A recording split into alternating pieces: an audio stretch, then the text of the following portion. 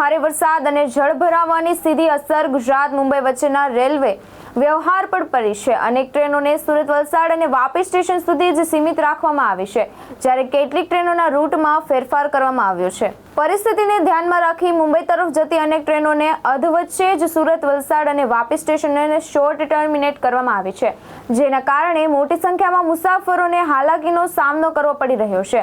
બીજી તરફ મધ્ય રેલવે વિસ્તારમાં ભૂસ્ખલનની ઘટના બાદ પુણે, ભુજ, અમદાવાદ, ચેન્નઈ સહિત અનેક ટ્રેનોને વૈકલ્પિક માર્ગ પરથી દોડવામાં આવી છે।